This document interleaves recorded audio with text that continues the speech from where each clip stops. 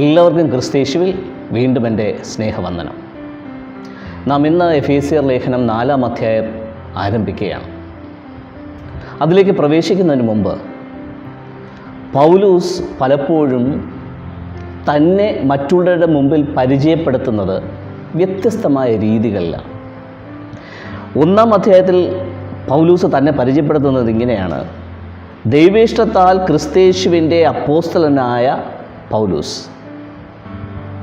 ആരാ പൗലൂസിനെ അപ്പോസ്തലനാക്കിയത്?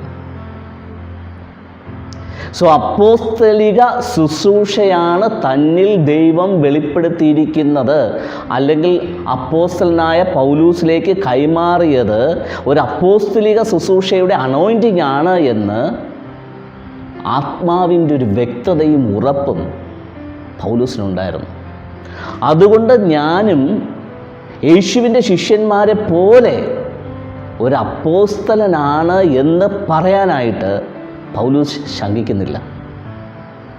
ആ അഭിഷേകത്തിൻ്റെ ഉറപ്പ് ഏത് വേദിയിലും തന്നെ അപ്പോസ്തലനായിട്ട് തന്നെ അവതരിപ്പിക്കാനായിട്ട് പൗലൂസിന് സാധിച്ചു എന്നുള്ളതാണ്. പക്ഷെ ഇന്ന് പലപ്പോഴും ദൈവത്തിൻ്റെ അനോയിൻറ്റിങ് കിട്ടിയ വ്യക്തികൾക്ക് അവരുടെ ഐഡൻറ്റിറ്റിയെ പബ്ലിക്കിൽ പറയാനായിട്ടൊരു ശങ്കയുണ്ട്. ഇന്ന് പൗലൂസ് നിങ്ങളടുത്ത് തന്നെ അപ്പോസ്തലനെന്ന് വെളിപ്പെടുത്തിയതുപോലെ എനിക്ക് ധൈര്യപൂർവ്വം പറയാൻ പറ്റും, ഞാൻ ഇന്ന് ദൈവത്തിൻ്റെ മകനാണ്. ദൈവത്തിൻ്റെ മകനാണ് ഞാനെന്നുള്ള ഐഡൻറ്റിറ്റിയിൽ നിന്ന് വചനം ശുശ്രൂഷിക്കുമ്പോഴാണ്, അല്ലെങ്കിൽ വചനത്തെ വെളിപ്പെടുത്തുമ്പോഴാണ് മറ്റുള്ളവരിലേക്ക് ആധികാരികതയോടുകൂടെ വചനത്തിൻ്റെ ആഴങ്ങൾ എത്തുക. ഇത് തന്നെയാണ് ദേവാലയത്തിൽ നിന്നുകൊണ്ട് യേശു കർത്താവ് തിരുവെഴുത്തുകൾ നിവർത്തി ചില കാര്യങ്ങളെ ആധികാരികതയോടുകൂടെ പ്രസ്താവിച്ചപ്പോൾ ജനങ്ങൾ ആശ്ചര്യത്തോടുകൂടെ പറയുക, ഇവൻ വളരെ ആധികാരികതയോടുകൂടെയാണല്ലോ സംസാരിക്കുന്നത്, വളരെ വളരെ കർക്കശമായിട്ടാണല്ലോ സംസാരിക്കുന്നത്, വളരെ അധികാരത്തോടു കൂടെയാണല്ലോ സംസാരിക്കുന്നത്, ഇത് എവിടെ നിന്ന് ഇവനെ കിട്ടി, ആരിവനെ അതിന് യോഗ്യനാക്കി? പക്ഷെ അത് പലപ്പോഴും ആരും നൽകുന്ന യോഗ്യതയല്ല, ഓരോ വ്യക്തികൾക്കും ക്രിസ്തുവിൽ അല്ലെങ്കിൽ ശരിക്കും പിതാവിൽ ഞാൻ ആരാണെന്നുള്ള ബോധത്തിൽ നിന്നാണ് ഈ ഐഡൻറ്റിറ്റി റിവീൽ ചെയ്യാനായിട്ട് ഒരാളെ പ്രാപ്തനാക്കുന്നത്. പൗലൂസ് തന്നെ മറ്റാരുടെയും ശുപാർശയില്ലാതെ അപ്പോസ്തലിക ശുശ്രൂഷയാണ് ഞാൻ ചെയ്യുന്നത്, ഞാനൊരു അപ്പോസ്തലനാണ് എന്ന് പറയാൻ മടിക്കുന്നില്ല. വീണ്ടും നമ്മൾ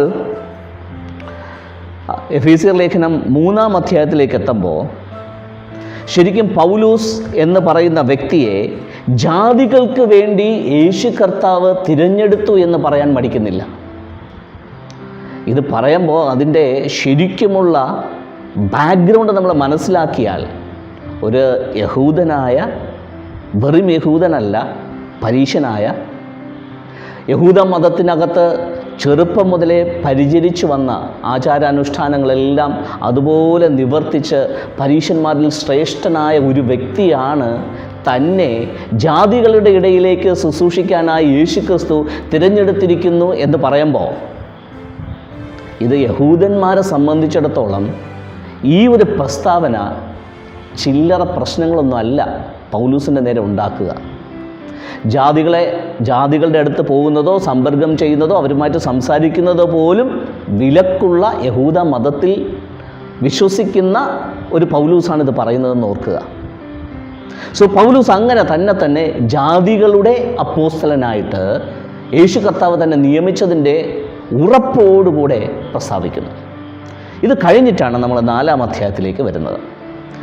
4-ാം അധ്യായത്തിൽ പൗലൂസ് തന്നെ പരിചയപ്പെടുത്തുന്നത് ഇങ്ങനെയാണ്: കർത്തൃസേവ നിമിത്തം ബദ്ധനായിരിക്കുന്ന ഞാൻ. അതിൻ്റെ ഇംഗ്ലീഷിൽ എഴുതിയിരിക്കുന്നത് എങ്ങനെയാ? I therefore the prisoner of the Lord. Prisoner എന്ന് പറഞ്ഞു കഴിഞ്ഞാൽ നോർമലി അതൊരു നല്ല വാക്കൊന്നുമല്ല. എക്സ്പെഷ്യലി അന്നത്തെ കാലത്ത് ഒരു തടവുകാരനായിരിക്കുന്ന ഒരാൾ എന്തെങ്കിലും ആധികാരികതയോടുകൂടെ പറഞ്ഞാൽ അതിനെ ഉൾക്കൊള്ളുവാൻ, അല്ലെങ്കിൽ ആ കാര്യത്തെ സ്വീകരിച്ച് അതിന് ആനുപാതികമായി ഒന്ന് പ്രതികരിക്കാൻ സാധാരണ മനുഷ്യർ തയ്യാറാകത്തില്ല, ഇൻട്രസ്റ്റ് കാണിക്കത്തില്ല. കാരണം ഒരു തടവുകാരൻ പറയുന്ന കാര്യങ്ങൾക്ക് ആരും മൂല്യം നൽകാറില്ല. സോ ഇവിടെ പൗലോസ് തന്നെ പറയുന്നത് ഇങ്ങനെയാണ്, ഞാൻ യേശുക്രിസ്തുവിൻ്റെ സേവനിമിത്തം അല്ലെങ്കിൽ കർത്താവിൻ്റെ സേവനിമിത്തം ഞാൻ ശരിക്കും ആ കർത്താവിൻ്റെ വേലയിൽ ബദ്ധനായിരിക്കുന്നു, ഒരു പ്രസന്നനായിരിക്കുന്നു, അല്ലെങ്കിൽ ഒരു തടവറയിൽ കിടക്കുന്ന ഒരു വ്യക്തിയെ പോലെ ആയിരിക്കുന്നു. മീനിങ് ഇത്രയേ ഉള്ളൂ, ശരിക്കുമുള്ള ആ യേശുക്രിസ്തുവിലൂടെയുള്ള പിതാവാം ദൈവത്തിൻ്റെ വീണ്ടെടുപ്പിൻ്റെ പദ്ധതിയെ ആ കാലഘട്ടത്തിൽ പൗലൂസിലേക്ക് കർത്താവ് പരമേൽപ്പിക്കുമ്പോൾ ആ ഒരു ദൗത്യത്തിന് വേണ്ടി ബാക്കി എല്ലാ കാര്യങ്ങളെയും ഒരു തറവടയിൽ കിടക്കുന്ന വ്യക്തിക്ക് അപ്രാപ്യമായിരിക്കുന്നത് പോലെ ഈ ഒരു പ്രത്യേക മിഷന് വേണ്ടിയിട്ട് പൗലൂസ് മാറ്റിവെക്കുകയാണ്. മറ്റൊന്നിനെക്കുറിച്ചും ബോധേഡല്ല, മറ്റെന്ത് കാര്യം ചുറ്റും സംഭവിക്കുമ്പോൾ അതിനെക്കുറിച്ചും പൗലോസ് ബോധേഡല്ല. ഫുള്ളി ഫോക്കസ് തന്നെ ഏൽപ്പിച്ചിരിക്കുന്ന ആ ദൈവിക ദൗത്യത്തെക്കുറിച്ച് മാത്രമാണ്.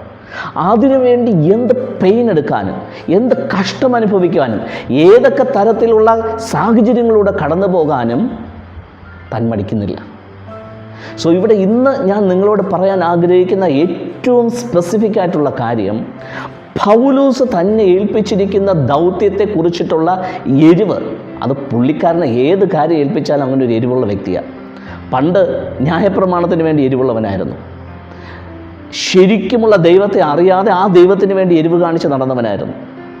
ആ ദൈവത്തിന് വേണ്ടി ക്രിസ്ത്യാനികളെ ഉപദ്രവിക്കുവാനും കൊല്ലാനും മടിയില്ലാതെ അതിനുവേണ്ടി എരിവ് കാണിച്ച് നടന്നവനായിരുന്നു. താൻ വിശ്വസിച്ച മതത്തിനും മതാചാരങ്ങൾക്കും വേണ്ടി എരിവ് കാണിച്ച് നടന്നവനായിരുന്നു.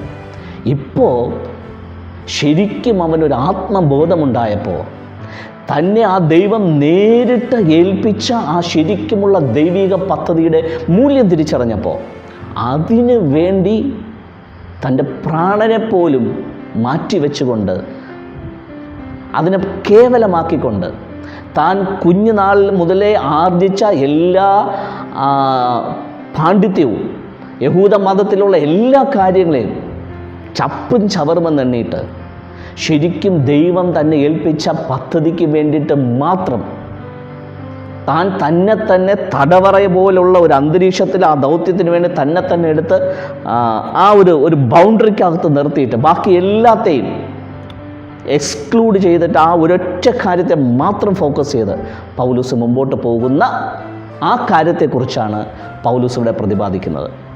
എന്തുകൊണ്ട് ഞാൻ ഇനി അടുത്ത് പറയുന്ന കാര്യങ്ങൾ ഇമ്പോർട്ടൻ്റ് ആണ് എന്ന് കാണിക്കാൻ വേണ്ടിയിട്ടാണ് പൗലൂസിൻ്റെ അവസ്ഥയെക്കുറിച്ച് പറയുന്നത്.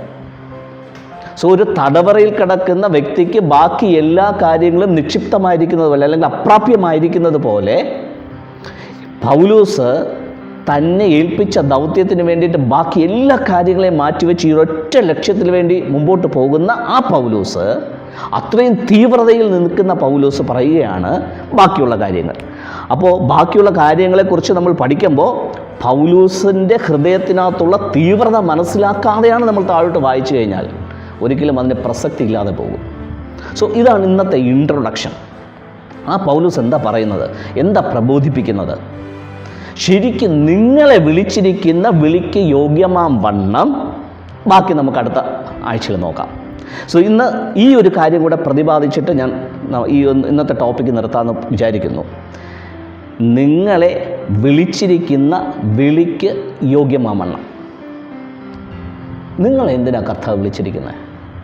നിങ്ങളെന്തിനാണ് കർത്താവിനെ അപ്പനായിട്ട് കൺസിഡർ ചെയ്ത് അപ്പനോടൊപ്പം ചേർന്ന് നടക്കുന്നത്? ഭൗതികമായ നന്മകൾക്ക് വേണ്ടിയോ, അല്ലോ എന്തെങ്കിലും പൊസിഷന് വേണ്ടിയിട്ടോ, അല്ലെങ്കിൽ മറ്റെന്തെങ്കിലും ആദായങ്ങൾക്ക് വേണ്ടിയിട്ടാണോ? അങ്ങനെയാണെങ്കിൽ പൗലൂസ് പറയുക, ഞാൻ ഇതിനെല്ലാം ചപ്പും ചവറുമെന്ന് എണ്ണിയിട്ട് ഒരു കാരാഗ്രഹവാസിയെപ്പോലെ ഞാൻ ഒരൊറ്റ ലക്ഷ്യത്തെ ഫോക്കസ് ചെയ്ത് മുമ്പോട്ട് പോവുക. ആ ലക്ഷ്യത്തിന് വേണ്ടി തന്നെയാണ് കർത്താവ് നിങ്ങളെയും വിളിച്ചിരിക്കുന്നതെന്ന് ഓർപ്പിപ്പാനാ ഈ ഒരു ഇൻട്രൊഡക്ഷൻ. എന്താ ആ വിളി? ശരിക്കും കർത്താവ് നിങ്ങളെ വിളിച്ചിരിക്കുന്നത് എന്തിനാ? ഈ കാലഘട്ടത്തിൽ, ഈ യുഗത്തിൽ യേശുക്രിസ്തുവിലൂടെയുള്ള പിതാവാം ദൈവത്തിൻ്റെ രക്ഷാകര പദ്ധതിയെ, വീണ്ടെടുപ്പിൻ്റെ പദ്ധതിയെ ഈ ജനറേഷനും വരുവാനുള്ള ജനറേഷനും വെളിപ്പെടുത്തി കൊടുക്കുക, അവരതിലേക്ക് പ്രവേശിപ്പിക്കുക എന്ന ഏറ്റവും ശ്രേഷ്ഠമായ പിതാവിൻ്റെ ഹൃദയത്തിലെ ആഗ്രഹത്തിന് വേണ്ടിയിട്ടാണ് നിങ്ങളെ വിളിച്ചിരിക്കുന്നത്. സോ പ്രസ്ഥാനത്തിന് വേണ്ടിയിട്ട് നിലനിൽക്കാനല്ല, ഏതെങ്കിലും തത്വചിന്തയ്ക്ക് വേണ്ടിയിട്ട് നിലനിൽക്കാനല്ല, ഏതെങ്കിലും ഒരു പ്രത്യേക റെവലേഷന് വേണ്ടിയിട്ട് നിലനിൽക്കാനല്ല, ഏതെങ്കിലും ഒരു പർട്ടിക്കുലറായിട്ടുള്ള ഒരു സബ്ജക്റ്റിന് വേണ്ടിയിട്ട് നിലനിൽക്കാനുമല്ല, മറിച്ച് പിതാവിൻ്റെ ഹൃദയത്തിനകത്ത് അനാദികാലം മുതലേ പിതാവ് കാത്തു സൂക്ഷിച്ചിരിക്കുന്ന മാനവരാശിയുടെ വീണ്ടെടുപ്പെന്ന് പറയുന്ന ഏറ്റവും ശ്രേഷ്ഠകരമായ കാര്യത്തെ ഈ കാലഘട്ടത്തിൽ നിറവേറ്റാൻ വേണ്ടിയിട്ടാണ് ഈ സംസാരിക്കുന്ന എന്നെയും ഇത് കേൾക്കുന്ന നിങ്ങളെയും കർത്താവ് വിളിച്ചിരിക്കുന്നത്. ആ വിളിക്ക് യോഗ്യമാം വണ്ണം വേണം എന്നെപ്പോലെ നിങ്ങളും പ്രവർത്തിക്കാനെന്നുള്ളതാണ് 4-ാം അധ്യായത്തിൻ്റെ പൗലോസ് നൽകുന്ന ഇൻട്രൊഡക്ഷൻ. ഇത് തന്നെയാണ് ഇന്ന് എനിക്ക് നിങ്ങളോടും പറയാനുള്ളത്. നിങ്ങളുടെ വിളി എന്താണെന്ന് ശരിക്കും ഒരു ബോധ്യം നിങ്ങൾക്കുണ്ടാകട്ടെ. നമുക്ക് തുടർന്ന് അടുത്ത എപ്പിസോഡിൽ ചിന്തിക്കാം. Thank you.